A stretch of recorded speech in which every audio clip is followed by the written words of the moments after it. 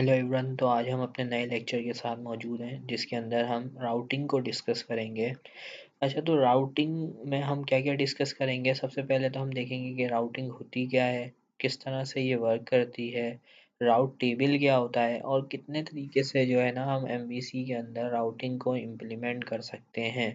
अब ये important topic इस वजह से भी हो जाता है क्योंकि आपके पास बेसिकली आप राउटिंग की मदद से ये बताते हैं कि आपके जो यूआरएल है वो किस तरह से आपके पास ब्राउज़र पे जो है वो शो होगी और किस तरह से आप उसको यूज़ करेंगे। तो फर्स्ट ऑफ ऑल हम चलते हैं नेक्स्ट स्लाइड पे और देखते हैं कि राउटिंग होती क्या है।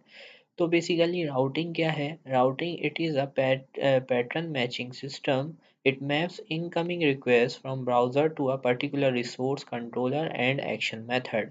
बेसिकली ये एक यूआरएल पैटर्न मैचिंग सिस्टम है, यानी इसके अंदर आप क्या करते हैं, कुछ राउट्स क्रिएट करते हैं। राउट्स मीन्स कि कोई आप राउट को इस तरह से कह सकते हैं कि बेसिकली अ वे, यानी किस तरह से आपकी यूआरएल जो है वो पास होगी और उसको मैच करते हैं हम। तो ये बेसिकली करता है क्या है, ये जो इनकमिंग रिक्वेस्ट आती है ब्राउज़र से, जो यूआरएल सेंड होता है उसको पर्टिकुलर रिसोर्स को जो है ना असाइन करता है। मीन्स कि अगर आप यहाँ पे देखें, अभी तक जब हम एप्लीकेशन को यूज़ कर रहे थे, यूआरएल पे हम लिखते थे तो सबसे पहले हम डोमेन नेम लिखते थे, ठीक है। उसके बाद हम कंट्रोलर का नाम स्पेसिफाई करते थे और लास्ट में हम एक्शन मेथड का नाम करते थे। अब ये क्या है कि हमारे पास एक राउट क्रिएट हुई हुई है कि हमेशा जो है ना वो हम इसी राउट पे चल रहे होंगे कि हम पहले डोमेन का नेम देंगे, फिर कंट्रोलर का नेम देंगे और देन हमारे पास एक्शन मेथड का नेम देंगे। और इन केस अगर हमारे पास पैरामीटर्स हैं तो वो आगे बैक स्लैश लगा के हम इसके साथ पैरामीटर्स वगैरह पास कर देते थे। लेकिन एक्चुअल सिनेरियो में ऐसा कुछ नहीं होता, क्योंकि हम क्या करते हैं कि इसके अंदर अगर आप देखें तो हमारे यूज़र को ये पता चल रहा है कि हमारे पास होम कंट्रोलर है, फिर उसके बाद अबाउट के अंदर ये जो है ना मेथड बना हुआ है। लेकिन एक्चुअल सिनेरियो में क्या होता है कि हम चाहते हैं कि ये ऐसा ना हो, ऐसा हो कि हम डोमेन का नेम दें और एक्शन मेथड दें और इस तरह से राउट क्रिएट करके हम एक्शन नेम दें, तो ताकि वो ही कॉल हो जाए। तो इससे अब क्या होगा, जो आपका क्लाइंट है उसको भी ऐसा लगेगा कि आपके पास कि ना सिर्फ ये जो कॉन्टेक्ट अस का पेज है ना वही हमारे पास कॉल हो रहा है। तो इससे क्या होता है कि आपके जो यूआरएल वगैरह भी हैं वो बिल्कुल अच्छे तरीके से वे में जो है ना यहाँ पर शो हो रही होती हैं। आपके क्लाइंट को भी एक अच्छा जो है ना व्यू मिलता है कि आपके पास जो है कि इस तरह से यूआरएल अपीयर हो रही होती हैं। उसके बाद राउटिंग होती कैसे?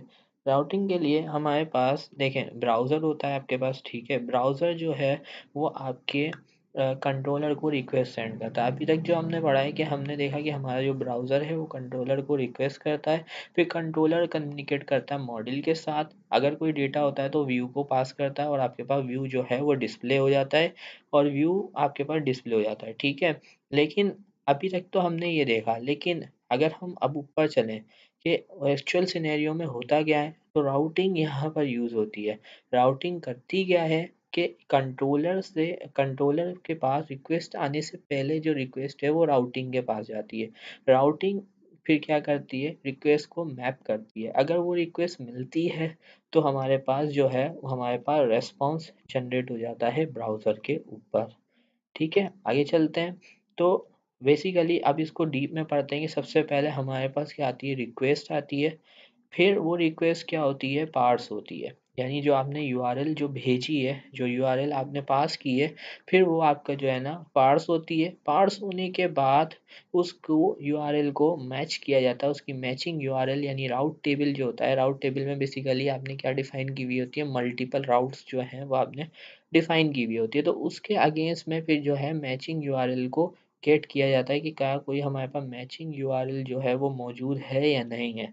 देन उसके बाद क्या होता है कि आपके पास अगर तो रिसोर्स मिल जाती है तो आपके पास रेस्पॉन्स जनरेट हो जाता है, ठीक है। अगर रिसोर्स मिल जाती है तो आपके पास रेस्पॉन्स ब्राउज़र पे जनरेट हो जाता है। इन केस आपको रिक्वेस्ट नहीं मिलती तो देन आपके पास ब्राउज़र जो है वो 404 का एरर जो है वो डिस्प्ले करवाता है।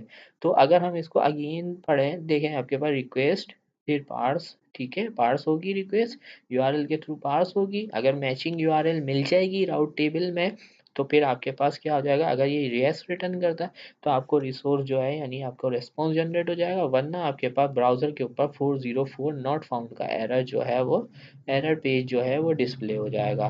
तो राउट टेबल बेसिकली है क्या, अगली स्लाइड में हम डिस्कस करते हैं। We define route for each action method. ठीक है, यानी हम क्या कर सकते हैं, हम हर एक एक्शन मेथड के लिए जो है ना वो डिफरेंट राउट्स जो हैं वो डिफाइन कर सकते हैं। All the routes are stored in route table. जितनी भी हम राउट्स डिफाइन करते हैं वो सारी राउट्स जो होती हैं वो आपके राउट टेबल के अंदर आपके पास क्या होती हैं, सेव होती हैं, स्टोर होती हैं। अब ये राउट टेबल होता क्या है, और ये राउटिंग बेसिकली अगर आप देखेंगे तो आपके पास एक राउट कन्फिग की फाइल आपको मिलती है ऐप स्टार्ट के फोल्डर के अंदर, और आपके पास मैप राउट्स, ठीक है, आपके पास राउट टेबल होता है जिसके अंदर आप जो है ना ये राउट्स लिखते हैं। Each incoming request is map to this route table, और जितनी भी आपकी इनकमिंग रिक्वेस्ट होती हैं वो इस राउट टेबल के साथ मैप की जाती हैं। अगर आपके पास, अगर इफ़ यूआरएल मैच फाउंड, अगर मैच फाउंड हो जाता है then request goes to the related controller action method, और अगर हमारे पास जो है वो रिक्वेस्ट फाउंड हो जाती है तो आपके पास क्या होता है, जो रिक्वेस्ट फाउंड हो जाती है अगर मिल जाती है तो आपके पास रिक्वेस्ट कहाँ चली जाती है, रिलेटेड कंट्रोलर के एक्शन मेथड पे। और अगर आपके पास पैटर्न मैच नहीं हो पाता, इन केस आपकी एप्लीकेशन जो है वो 404 का पेज जो है वो रिटर्न करती है।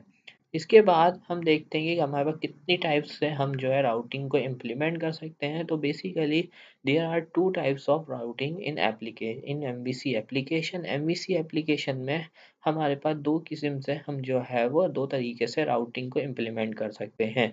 ट्रेडिशनल वे यूजिंग राउट कन्फिग फाइल। अब ये ट्रेडिशनल वे क्या है, जब हमारे पास एमवीसी से पहले, एमवीसी 5 से पहले, एमवीसी 3, एमवीसी 4 के अंदर जो हम यूज़ करते थे वो ट्रेडिशनल वे था जिसके अंदर हम एक राउट कन्फिग की फ़ाइल को यूज़ करते थे।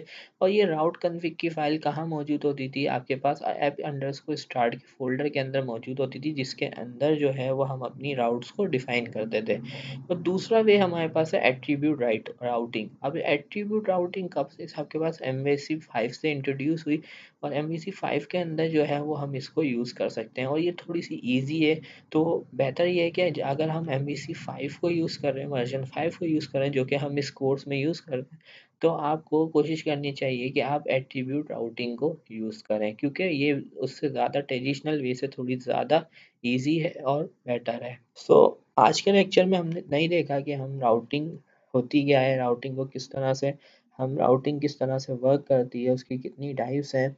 आने वाली नई वीडियोस में हम इसके जो दोनों वेज हैं उनको डिस्कस करेंगे कि किस तरह से हम जो है इन दोनों वेज की मदद से राउटिंग को अचीव कर सकते हैं, डिफरेंट डिफरेंट राउट्स बना सकते हैं अपनी एप्लीकेशन के अंदर। सो आज के लिए इतना ही। इंशाल्लाह नेक्स्ट वीडियो में हम इन दोनों वेज को डिस्कस करेंगे। तब तक के लिए अल्लाह हाफिज़।